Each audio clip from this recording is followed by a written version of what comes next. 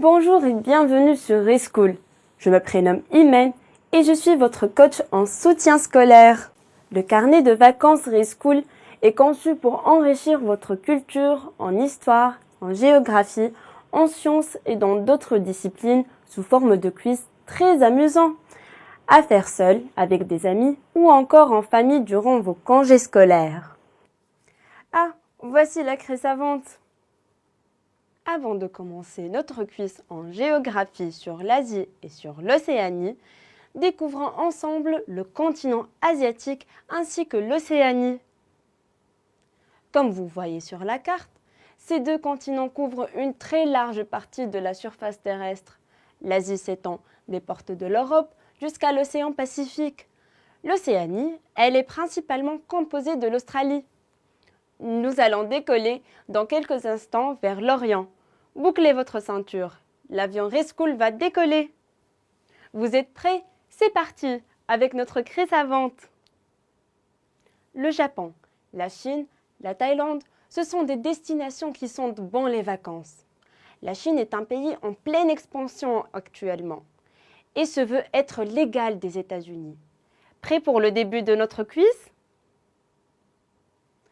Commençons par l'Asie avec la première question. Comment s'appelle la capitale de la Chine? A. Shanghai. B. Pékin. Ou C. Tianjin. Vous avez deviné? Oui, bravo, c'est bien la réponse B. Pékin. Pékin est une très grande ville dont l'agglomération compte plus de 21 millions d'habitants. Pékin est le centre culturel et politique du pays, alors que Shanghai et Hong Kong sont les plateformes de l'économie chinoise. Deuxième question, un peu plus difficile. À quelle altitude s'élève le mont Everest, le toit du monde? A. 4848 mètres. B. 6848 mètres. Ou C. 8848 mètres. Quelle est votre réponse? Bien joué, il s'agit effectivement la réponse C, 8848 mètres. L'Everest est bien le toit du monde.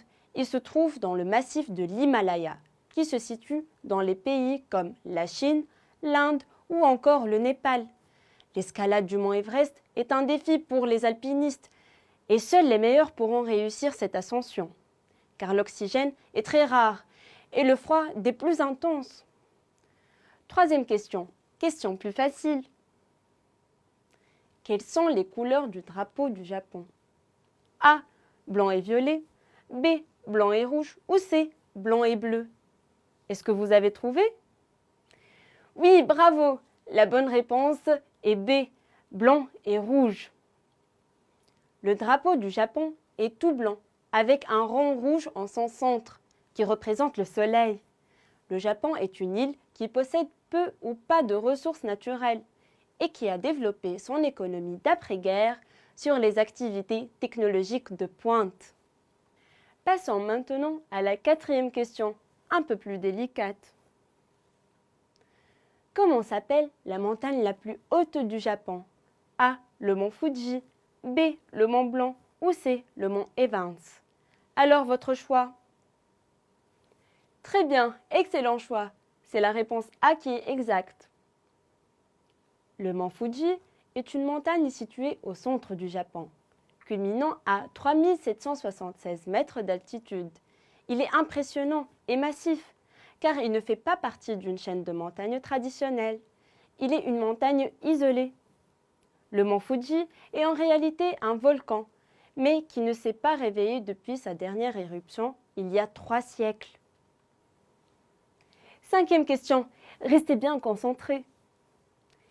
Quelle est la capitale de la Corée du Sud? A. Séoul. B. Pyongyang. C. New Delhi. Quelle est votre réponse? Bien joué, c'est bien la réponse A. Séoul est bien la capitale de la Corée du Sud. Elle compte environ 10 millions d'habitants dans son agglomération. Comme le Japon, la Corée du Sud s'est développée économiquement sur les technologies de pointe. Il suffit de voir les résultats de Samsung Hyundai ou encore LG pour mesurer les succès économiques coréens. Sixième question. Comment s'appelle la capitale de l'Iran? A. Téhéran. B. Ispahan. Ou C. Shiraz. Quelle est votre réponse? Très bien, vous avez trouvé la bonne réponse. Il s'agit de la réponse A. Téhéran. Téhéran est la capitale de l'Iran et son agglomération compte environ 15 millions d'habitants. Située au nord du pays, elle se trouve au pied des monts Elbrouz, ce qui explique son altitude entre 1000 et 1500 mètres. Passons maintenant à la septième question, un peu plus compliquée. Comment s'appelle le détroit qui relie le golfe Persique au golfe d'Oman? A. Le détroit de Formose. B. Le détroit d'Ormuz. Ou C. Le détroit de Bering. Vous avez deviné? Félicitations!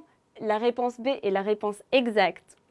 Le détroit d'Ormuz est un détroit maritime stratégique qui relie le golfe Persique et le golfe d'Oman. Long de 63 km et large de 40 km, il est un détroit de passage très fréquent pour les pétroliers. Plus de 30% du commerce du pétrole y circule. Gardez votre concentration pour la huitième et dernière question. Direction l'Océanie. Comment s'appelle la capitale de l'Australie? A. Sydney. B. Melbourne. C. Canberra. Avez-vous trouvé la réponse exacte? Oui, bravo, vous n'êtes pas tombé dans le piège. C'est bien la réponse C, Canberra. Plusieurs d'entre vous auront répondu Sydney ou Melbourne, qui sont des villes plus connues. Mais c'est bien Canberra, la capitale administrative de l'Australie. Canberra est peuplée de moins de 400 000 habitants, ce qui est une exception pour un grand pays. Canberra a été choisie comme capitale de l'Australie en 1908. Vous êtes géniaux, vous avez répondu correctement à toutes les questions. Et pour ceux qui se sont trompés, ce n'est pas grave. Le but est d'apprendre en s'amusant. C'est tout ce qui compte. Avant de passer au quiz suivant, avec l'aide de la craie savante, saviez-vous que le nom de Canberra désigne lieu de rassemblement en Ngunnawal, la langue aborigène locale? En effet, Canberra fut un choix de compromis alors que les candidatures de Sydney et Melbourne pour devenir capitale d'Australie étaient naturelles, car elles sont les deux plus grandes villes d'Australie. Les Australiens ont le sens de l'équilibre. Je passe maintenant la craie savante au quiz suivant. Je vous souhaite une bonne journée et passez de bonnes vacances en famille.